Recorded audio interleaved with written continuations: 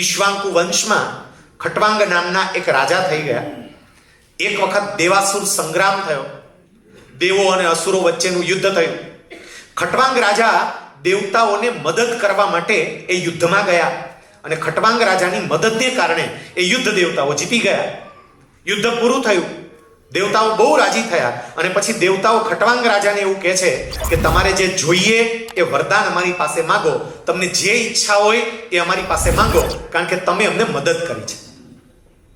ખટવાંગ રાજા દેવતાઓને એવું કહે છે કે ખરેખર તમે આપવા માંગો છો?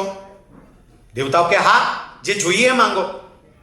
ખટવાંગ રાજા કે જો તમારે મને કંઈ આપવું જ હોય તો ખાલી મને એટલું કહી દો કે મારું મૃત્યુ ક્યારે છે.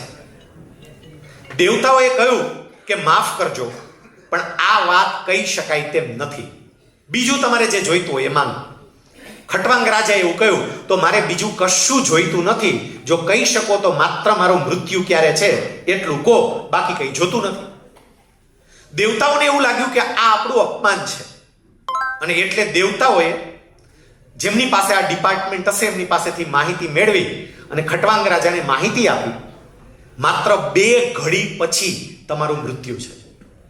સાહેબ, 1 ઘડી એટલે 24 મિનિટ અને 2 ઘડી એટલે 48 મિનિટ.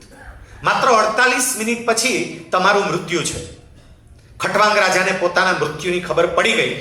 ખટવાંગ રાજા સીધા પૃથ્વી પર આવે છે. પોતાની જે સંપત્તિ હતી એ સંપત્તિનું યોગ્ય દાન કરે છે અને પોતે પ્રભુના ધ્યાનમાં મગ્ન બને છે.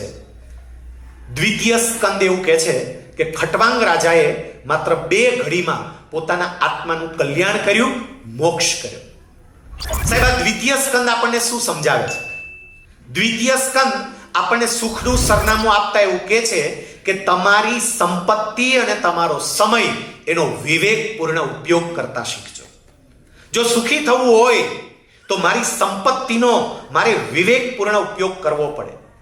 સાહેબ, આજકાલ છાપાઓમાં આપણે વાંચીએ, આપણને ખબર પડે કે લોકો કઈ હદે આર્થિક મુશ્કેલીમાં મુકાઈ રહ્યા છે.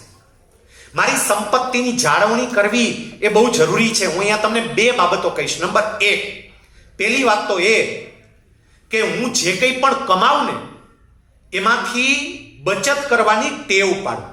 આ સમજજો, આજે બચત કરવાની ટેવ જતી રહી છે. લોકો એટલા ખોટા ખર્ચા કરતા થઈ ગયા છે, એટલી દેખાદેખી. અહીંયા બધા આદરણીય વ્યક્તિઓ બેઠા છે. સાહેબ, ઘણી વખત આપણને એવું જોવા મળે કે તમે કે હું અધિકારી તરીકે, ડોક્ટર તરીકે જે મોબાઈલ ફોનનો ઉપયોગ ના કરતા હોય ને, આપણા ડ્રાઈવર આપણા કરતા સારો મોબાઈલ ફોન વાપરતા હોય.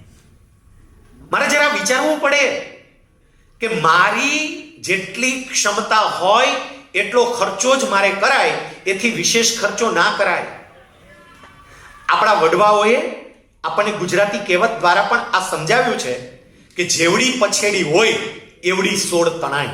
એ મારી જેટલી આવક હોય એ પ્રમાણે મારે ખર્ચો કરવો જોઈએ. ભગવાન સ્વામિનારાયણે શિક્ષાપત્રીમાં પણ આ નાણાકીય સિદ્ધાંતો આપ્યા છે. ભગવાન તો એ કહ્યું છે આવકને ધ્યાનમાં લઈને ખર્ચો કરવો, બચત કરવાની ટેવ પાડવી, રોજે રોજ હિસાબ લખવો, અને આવું કંઈ થતું નથી. પાછળ આટલી મોટી સંખ્યામાં બહેનો બેઠા છે. મારે આપને કહેવું છે કે જરા વિચારજો કે આપણે બિનજરૂરી કેટલો બધો ખર્ચો કરતા થઈ ગયા છે. લગ્ન પ્રસંગમાં દેખાદેખીને કારણે ઓને ત્યાં આવું હતું એટલે આપણે આવું કરવું છે. જાત જાતની હવે તો રસમો જે પ્રમાણે આવી ગઈ છે, વાના રસમ ને મહેંદી રસમ ને હલ્દી રસમ ને ઓલી રસમ ને ફલાણી રસમ ને, એમાં બિચારી દીકરીના બાપનો રસો નીકળી જાય બધી રસમ. હું ફરી કહું, જેમની આર્થિક ક્ષમતા સારી હોય એને બિલકુલ ખર્ચો કરવો જોઈએ, પણ મારે બીજા ખર્ચો કરે છે એટલે કરવો એવું ના હોય. મારી સંપત્તિનો મારે વિવેકપૂર્ણ ઉપયોગ કરવો જોઈએ. બચત કરવાની ટેવ પડશે ને તો આપણી ઘણી બધી આર્થિક મુશ્કેલીઓ એને કારણે ઓછી થશે. 2011માં હું જુનાગઢ જિલ્લા પંચાયતની અંદર હિસાબી અધિકારી તરીકે કામ કરતો હતો. મારા એક ક્લર્ક હતા, પૂરી નિષ્ઠાથી અને પ્રામાણિકતાથી કામ કરનાર એક કર્મચારી. એમની દીકરીના લગ્નનું આમંત્રણ આપવા માટે મને આવ્યા. એમને પગાર સિવાય બીજી કોઈ આવક નહોતી, કોઈ જમીન નહીં, બીજો કોઈ વેપાર નહીં, કશું જ નહીં, માત્ર પગારની જ આવક. મેં એમને બેસાડ્યા. અને પછી મેં એમને એવું કહ્યું કે તમારી દીકરીના લગ્ન છે, સ્વાભાવિક છે કે દીકરીના લગ્ન વખતે કેટલોક વધારાનો ખર્ચ કરવો પડે. આપણી સામાજિક પરંપરાઓ હોય, દીકરીને કંઈક ભેટ આપવી પડે, જમાઈને ભેટ આપવી પડે, પરંપરા પ્રમાણે જ્ઞાતિના લોકોને જમણવાર માટે આમંત્રણ આપવું પડે. તમારે પગાર સિવાય બીજી કોઈ આવક નથી, એ મને ખબર છે. તો અત્યારે કંઈ મદદની જરૂર હોય તો તમે કહો. હું કોઈ કોન્ટ્રાક્ટરને કહું અને એ કોન્ટ્રાક્ટર તમને 2-5 લાખ રૂપિયા આપે, પછી તમારી અનુકૂળતા પ્રમાણે તમે ધીમે ધીમે એમને પાછા આપી દેજો, પણ તમને અત્યારે મદદ મળી જાય, ટેકો મળી જાય, તમારે વ્યાજે પૈસા ના લેવા પડે. એણે મને જે જવાબ આપ્યો, મને કે ના સાહેબ, કોઈ મદદની જરૂર નથી. મેં એમને કહ્યું કે સંકોચ નહીં રાખતા, જરૂર હોય તો તમે કહો. એમણે મને એવું કહ્યું કે સાહેબ, મારી દીકરી 23 વર્ષની છે. 23 વર્ષ પહેલા જ્યારે આ દીકરીનો જન્મ થયો ને સાહેબ, એ જ વખતે મને ખબર હતી કે મારે એક દિવસ આ દીકરીને પારકા ઘરે વળાવવાની છે. સાહેબ, મને એ ખબર હતી કે મારે કેટલો ખર્ચો કરવો પડશે, અને હું એ જાણતો હતો કે મારે પ્રામાણિકતાપૂર્વક નોકરી કરવાની હતી. એટલે મુશ્કેલીઓ પણ ઊભી થશે. દીકરીના જન્મ પછી મેં અને મારા પત્નીએ સાથે બેસીને કેટલાક નિયમો નક્કી કરેલા.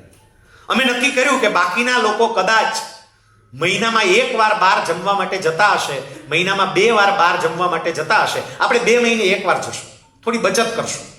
બાકીના લોકો જે ખર્ચા કરતા હશે એમાં આપણે ખર્ચા ઓછા કરશું, પણ દર મહિને જેવો પગાર આવે એટલે સીધા સોનીની દુકાને જઈ અને 1 ગ્રામ કાચું સોનું લઈ લેશું.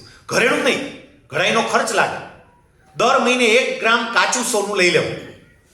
મારો પગાર 23 વર્ષ પહેલા જે હતો, સોનાનો ભાવ એટલો હતો કે હું 1 ગ્રામ કાચું સોનું લઈ શકતો હતો. અત્યારે સોનાનો ભાવ એટલો વધી ગયો, મારો પગાર વધી ગયો. સાહેબ, દર મહિને મેં 1 ગ્રામ કાચું સોનું લીધું છે, મને કોઈ તકલીફ નથી પડી. ક્યારેક સરકારે એરિયર્સ આપ્યું હોય, ક્યારેક પગાર વધારો થયો હોય તો 2 ગ્રામ 3 ગ્રામ એ રીતે પણ સોનું લેતો. સાહેબ, આમ કરતા કરતા આ 23 વર્ષમાં કુલ 35 તોલા સોનું ભેગું થયું છે.